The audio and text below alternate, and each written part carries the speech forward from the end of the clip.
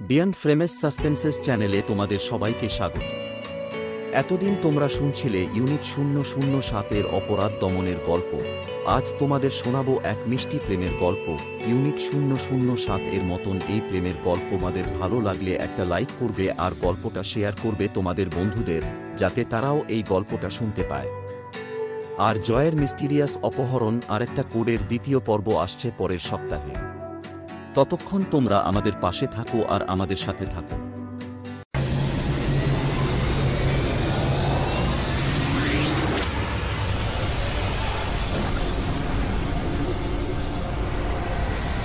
আজকের প্রেমের গল্প, চিরদিনই তুমি যে আমার। কলকাতার আলো তখন পুরোপুরি ম্রিয়মান হয়নি। কলকাতার ব্যস্ত রাস্তা ধরে হেঁটে যাচ্ছিল রুদ্র। এক হাতে ব্যাগ, অন্য হাতে ফোন। হঠাৎ করে একটা মিষ্টি আওয়াজ তার কানে এলো। দাদা, একটু দাঁড়ান, আপনার ব্যাগ থেকে কিছু যেন পড়ে গেল। রুদ্র পেছন ফিরে দেখলো এক মেয়ে ছোট্ট একটা নোটবুক হাতে নিয়ে দাঁড়িয়ে আছে। গাঢ় নীল শাড়ি, কপালে ছোট্ট একটা টিপ। মেয়েটার চেহারায় অদ্ভুত এক প্রশান্তি। ও ধন্যবাদ, আমি খেয়ালই করিনি। আপনার নাম কি? আমি রুদ্র, আর আপনি? আমি মেঘলা।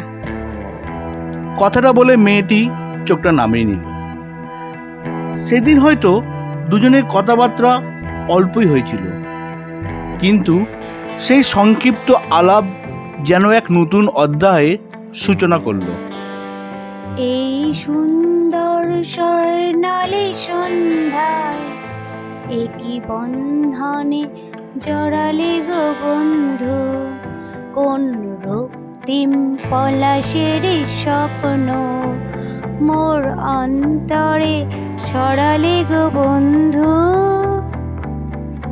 রুদ্র আর মেঘলার দেখা হবার পর থেকেই প্রায় প্রতিদিনই তাদের মধ্যে কথা হতে লাগলো।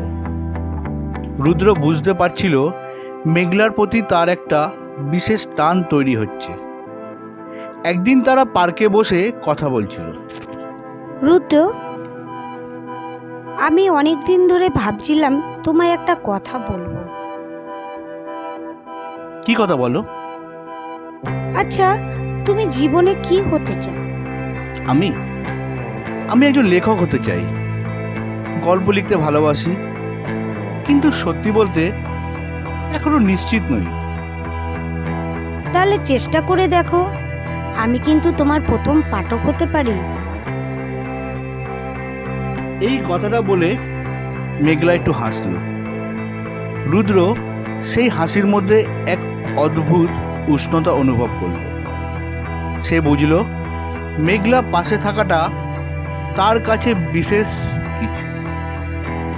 সখী ভাবনা কাহারে বলে, সখী যাতনা কাহারে বলে, তোমরা কে বলো দিবস রজনী, ভালোবাসা ভালোবাসা, সখী ভালোবাসা কারে কয়, সে বলি যাতনাময়। একদিন বৃষ্টির দিনে রুদ্র আর মেঘলা একসাথে চায়ের দোকানে বসেছিল। বাইরে ঝিরিঝিরি বৃষ্টি পড়ছে, আর সাথে মেঘের গর্জন। সেই মনোরম পরিবেশে রুদ্র হঠাৎই মেঘলাকে এমন এক কথা বলে উঠল যা সে ধারণা করতে পারেনি। মেঘলা, তোমাকে একটা কথা বলবো? হ্যাঁ, বলো। তুমি কি কখনো প্রেমে পড়েছো? আমার মনে হয় প্রেম এমন কিছু যা অনুভব করতে হয়, বলা যায় না। তুমি বলো তো, তুমি কি প্রেমে পড়েছো? রুদ্র একটু চুপ থেকে বলল, হয়তো পড়েছি, কিন্তু এখনো নিজেকে বোঝাতে পারিনি।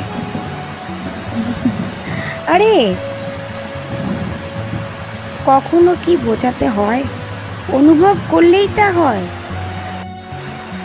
রুদ্র মেঘলা চোখের দিকে তাকিয়ে দেখল, যেন এক গভীর রহস্য লুকিয়ে আছে। সে বুঝতে পারল তার অনুভূতিগুলি আর লুকিয়ে রাখা সম্ভব নয়। বলবার একটা কথা ছিল যা বলতে পারিনি, বলতে গিয়ে যে তার হৃদয় কাঁপে ভাবিনি।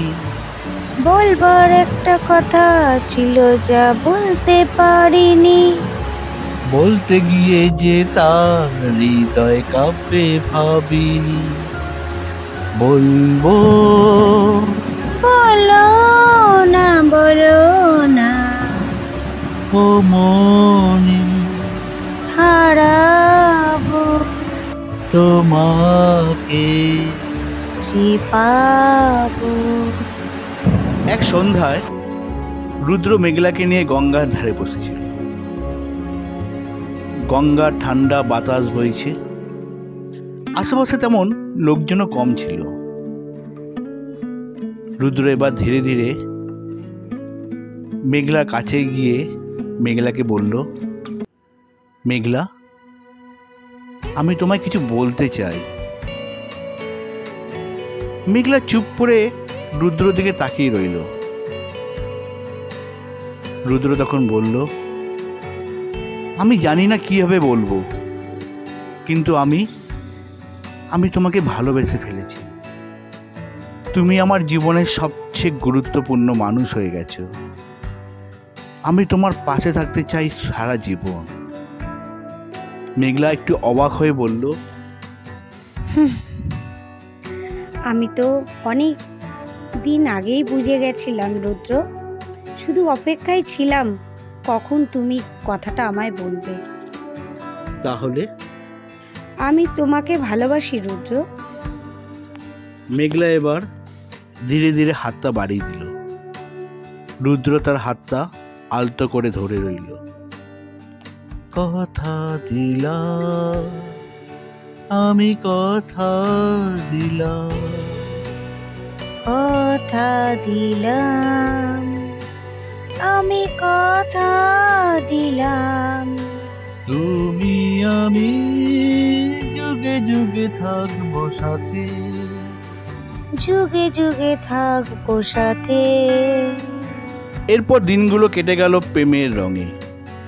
রুদ্র লেখক হিসাবে নিজের কেরিয়ার গড়ে তুলল, আর মেঘলা তার পাশে থেকে তাকে অনুপ্রেরণা দিল। একদিন রুদ্রর প্রথম উপন্যাস প্রকাশিত হলো। মেঘলা বইটা হাতে নিয়ে বলল, দেখো রুদ্র, আমি বলেছিলাম না আমি তোমার প্রথম পাঠক হব। হ্যাঁ, তুমি ঠিকই বলেছিলে। আর তুমি আমার জীবনের প্রথম ও শেষ প্রেম। তাহলে এই গল্পটা চলতে থাকুক, কি বলো রুদ্র? একদম একদম ঠিক।